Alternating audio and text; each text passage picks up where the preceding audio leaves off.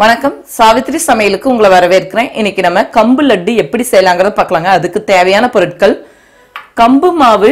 நான் கடையில வாங்கின கம்பு மாவு தாங்க எடுத்து வச்சிருக்கேன். இது வந்து 1.5 கப் இந்த கப்ல எடுத்து வச்சிருக்கேன். 5 டேபிள் ஸ்பூன் நெய் எடுத்து வச்சிருக்கேன். பாசிப்பருப்பு 3/4 கப். முந்திரி பருப்பு அவங்க தேவையான அளவுக்கு எடுத்துக்கலாங்க. 7 ஏலக்காய் எடுத்து வச்சிருக்கேன். இதுல வெல்லம் வந்து இந்த கப்ல 2 கப் எடுத்து வச்சிருக்கேன். அவங்க இனிப்புக்கு தகுந்த அளவுக்கு எடுத்துக்கலாங்க. கொஞ்சம் இனிப்பு கம்மியா சாப்பிட்றவங்க 1.5 கப்பும் கூட எடுத்துக்கலாம். பாசிப்பருப்பை முதல்ல செவக்க வறுத்துக்கலாங்க. வாசம் வர அளவுக்கு வறுத்துக்கிட்டா போதும். மிதமான தீச்சூடு வச்சு வறுத்து எடுத்துக்கலாங்க.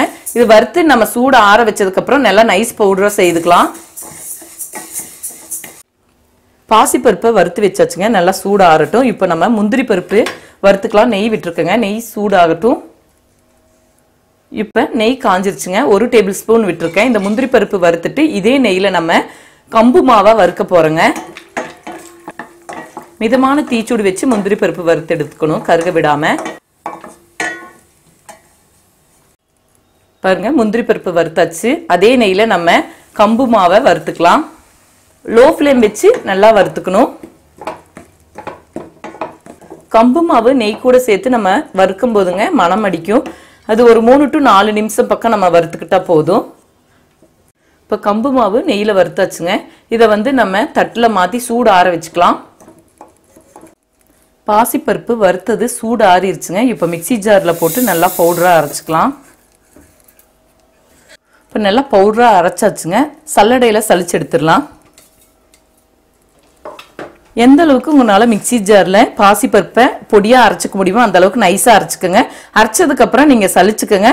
கொஞ்சமாக ஏதாவது தவிடு மாதிரி மிச்சம் இருந்துச்சுன்னா அது நம்ம ஏதாவது பொரியலுக்கு போடும்போது அதையும் சேர்த்து போட்டால் காய் கூட அந்த பாசிப்பருப்பு வெந்துக்குங்க.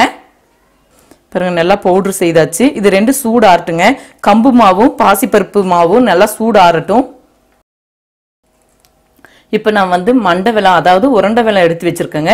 இது வந்து கொஞ்சம் இலகுன வெல்லமா நீங்க வாங்கிக்கணும். பாருங்க, இந்த மாதிரி நம்மளுக்கு பிடிச்சா மாவிளக்கு மாதிரி பிடிச்சிக்கணும். அந்த மாதிரி இலகுன வெல்லமா இருந்தால் தான் நம்மளுக்கு அதிகமாக நெய் தேவைப்படாதுங்க. முடிஞ்ச அளவுக்கு இப்போ இருக்கிற நல்ல பெரிய கடைகளில் நீங்க வாங்கிக்கிட்டீங்கன்னா உங்களுக்கு வந்து குப்பை தூசி இல்லாமல் வருதுங்க. நீங்கள் உபயோகப்படுத்தும் போதே உங்களுக்கு தெரியும். வீட்டில் சமைக்கும் போது எதுக்காவது வெல்லம் உபயோகப்படுத்தும் போதே இந்த வெள்ளத்தில் குப்பை தூசி அதிகமாக இல்லைங்கும் போது நம்ம இந்த மாதிரி லட்டு ஸ்வீட் செய்யறதுக்கு உபயோகப்படுத்திக்கலாம். வெள்ளத்தை இந்த மாதிரி இடிக்கிற கல்ல நல்லா பொடியாக தட்டி வச்சிருக்கேங்க.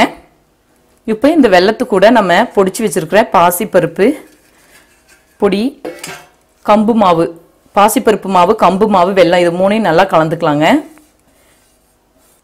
7 ஏலக்காவை ஆர்கானிக் சர்க்கரை வச்சு பொடிச்சு வச்சிருக்கேங்க. இதை வந்து இது கூட எல்லாத்தையும் சேர்த்து ஒன்னா கலந்துக்கலாம். இது எல்லாத்தையும் ஒட்டுக்கா கலந்து விட்டுட்டு மிக்சி ஜாரில் கொஞ்சம் கொஞ்சமா போட்டு அடிச்சு எடுத்துக்கலாங்க. இப்போ எல்லாம் ஒன்று சேர கலந்து விட்டாச்சுங்க. இப்போ கொஞ்சம் கொஞ்சமா மிக்சி ஜாரில் போட்டுக்கலாம்.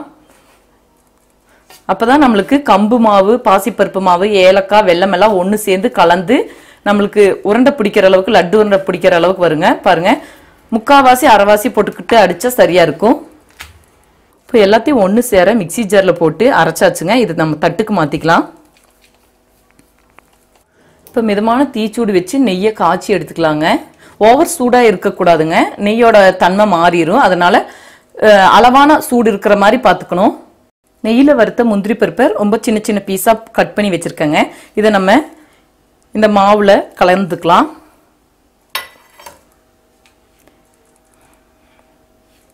இப்போ நெய் காய்ச்சி வச்சுருக்கேங்க. அது கொஞ்சம் கொஞ்சமாக ஊற்றி உருண்டை பிடிச்சிக்கலாம்.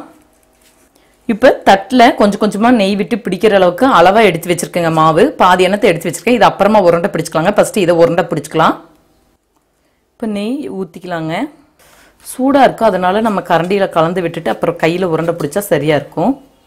நெய் சூடாக இருக்கிறதுனால நம்ம கரண்டியில் கலந்து விட்டுட்டு தாங்க உருண்டை பிடிக்கணும். நம்ம உருண்டை பிடிக்கும்போது நெய் வந்து கொஞ்சம் முன்ன பின்ன ஆகுங்க. அதனால கொஞ்சம் கூடுதலாக கிட்ட எடுத்து வச்சுக்கிறது நல்லதுங்க.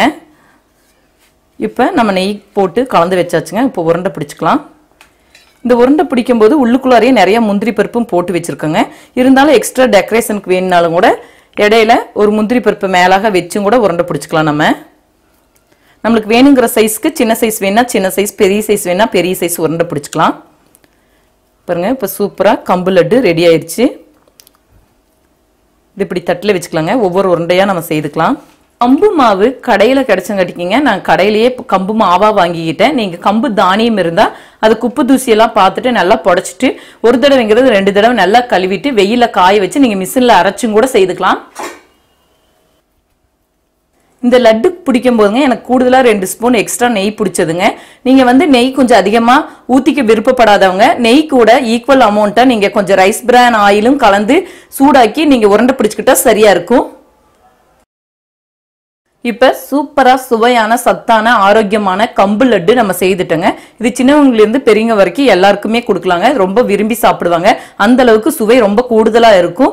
இதை நீங்க இதே முறையில வீட்டுல செய்து பாருங்க. இந்த வீடியோ பிடிச்சிருந்தா லைக் பண்ணுங்க, ஷேர் பண்ணுங்க, சப்ஸ்கிரைப் பண்ணுங்க, கமெண்ட்ஸ் பண்ணுங்க.